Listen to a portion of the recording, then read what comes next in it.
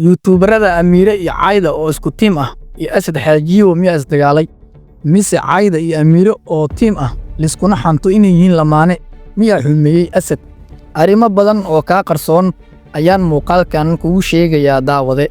balse intaan guda gelin muuqaalka walaalkayga walaasheeda Soomaaliyeed channelka waa channelkaada ee subscribe saar muuqaalkana like haddaad saartana waan kaaga mahadcelinayaa weliba si kal iyo laab ah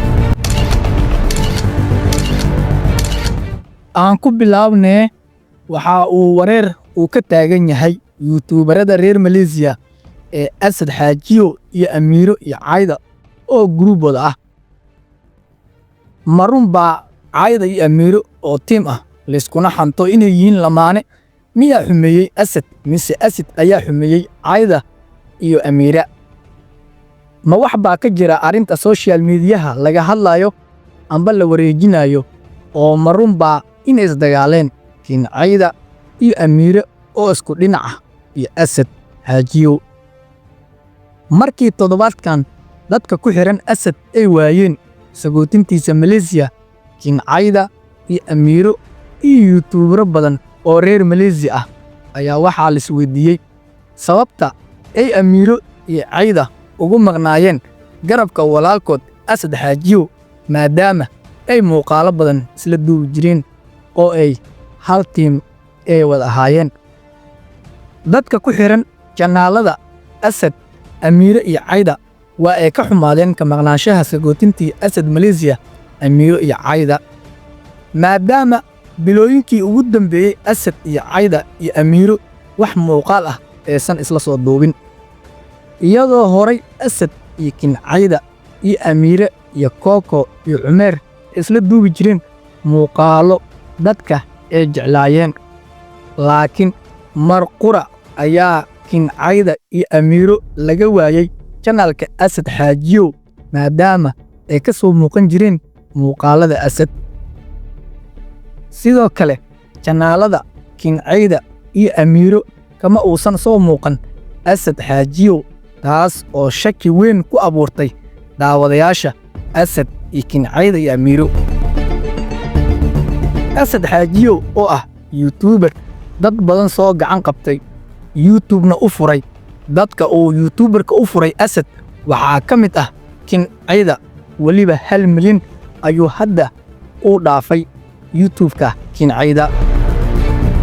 halka Amiiro iyada horay u lahayd YouTube-ka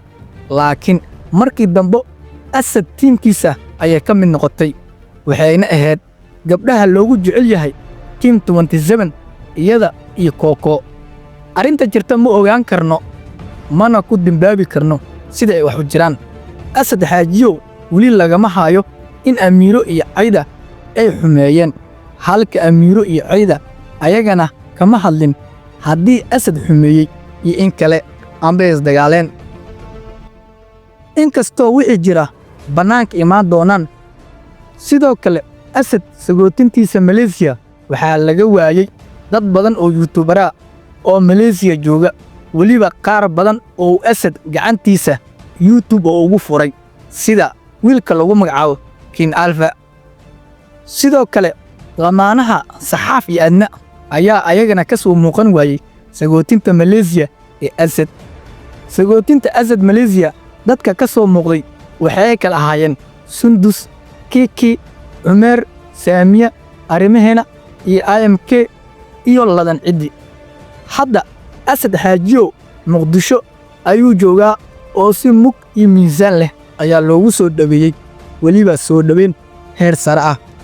dadka Muqdisho Asad ku soo dhaweeyay waxaa ka mid ahayd Koko Buule oo ka mid ahayd Team 27 oo horay Muqdisho u timid halka Cayda iyo Amiira Malaysia ay hadda joogaan laakiin sida dad badan aaminsan yihiin arinta ma ahan sida la moodo oo ah in Amiiro iyo Cayda ay xumeeyeen Asad amba Asad uu xumeeyey Amiiro iyo Cayda waayo sagootintii Malaysia Asad haddii laga waayo micnaheeda ma ahan Cayda iyo Amiiro in isdagaalsan yihiin waayo sagootintii Malaysia Asad haddii laga waayay Cayda iyo Amiiro micnaheeda ma ahan in isdagaalsan yihiin waayo sagootinta dad badan ayaa ka maqnaay marka dagaal ma jiro oo arrimo ayaga u gaar ah inay jirtaa laga yaabaa amba haddii ay jirto dagaal waa ay soo bixi doontaa weliba iyadoon hadda qofna lagu xadgudbin oo been laga sheegin waayo dadka aan ka soo muuqanin sagootinta asad waxaa ka mid ah saxaaf oo ah nin oday ah iyo adna oo ah amiire walaasheed ka weyn sidoo kalena dadka laga waayay sagootinta asad waxaa ka mid ah faadil dumdum marka caayda iyo amiiro oo maalmihii ugu dambeeyeyna dadka iskugu xamanayaan inay yihiin lamaane iyo asad isma dagaalsano waxaana rajaynaynaa insha allah inuusan dagaal dhexdooda uusan ka jirin haddii uu jirana kulley dhankooda ayaa laga ogaan doonaa waad ku mahadsan tahay haddii dhammaadka nala soo gaartay muuqaalka laagsaar waana mahadsan tahay